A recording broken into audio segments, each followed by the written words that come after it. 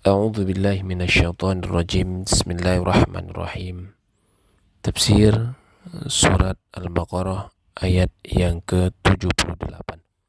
Wa minhum ummiyuna la ya'lamuna al-kitaba illa amaniya wa inhum illa yazunnun. Dan di antara mereka ada yang buta huruf, tidak mengetahui Alkitab yaitu Taurat, kecuali dongengan, bohong belaka, dan mereka hanya menduga-duga. Allah Azza wa Jalla berfirman, wa minhum ummiyuna, di antara mereka ada yang buta huruf, yaitu dari kalangan ahlu kitab. Kata Mujahid, makna daripada al-ummiyuna merupakan jamak dari kata ummiyun, yang berarti orang yang tidak dapat membaca dan menulis. Mana ini adalah yang tampak jelas pada firman Allah Subhanahu wa taala, la ya'lamun al-kitab. Mereka tidak mengetahui Alkitab, yaitu Taurat. Maksudnya, mereka tidak mengetahui isi kitab tersebut. Oleh karena itu, di antara sifat yang dimiliki Nabi sallallahu alaihi wasallam adalah al-ummiyu, karena beliau tidak bisa menulis, sebagaimana firman Allah Subhanahu wa taala, wa ma kunta tatlu min qablihi min kitabin wala tahuttuhu biyaminika idzal lartabal mubtilun. Dan kamu tidak pernah membaca sebelumnya, yaitu Al-Quran, sesuatu kitab pun, dan tidak pernah menulis suatu kitab dengan tangan kananmu. Andai kata kamu pernah membaca dan menulis, benar-benar ragulah orang-orang yang mengingkarimu. Quran surat Al-Ankabut ayat 48.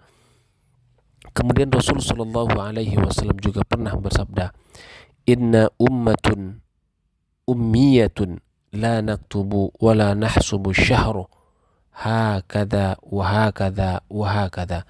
Kami adalah umat yang ummiyu, tidak dapat menulis dan berhitung. Satu bulan itu sekian, sekian, dan sekian. Hadis riwayat muttafaqun alaih. Artinya, dalam menjalankan dan menentukan waktu ibadah, kami tidak membutuhkan tulisan dan hitungan. Kemudian juga firman-Nya mengenai hal tersebut,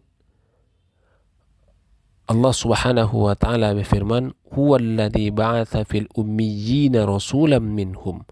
Dialah yang mengutus kepada kaum yang buta huruf seorang rasul di antara mereka.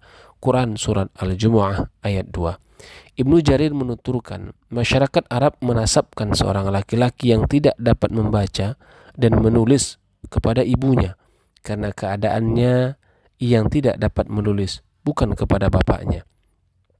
Sedangkan mengenai firman-Nya, illa amaniya, kecuali dongengan bohong belaka, Ibnu Abi Tolhah dari Ibnu Abbas mengatakan, illa amaniya, yaitu obrolan dan perbicaraan sia-sia, masih dari Ibnu Abbas.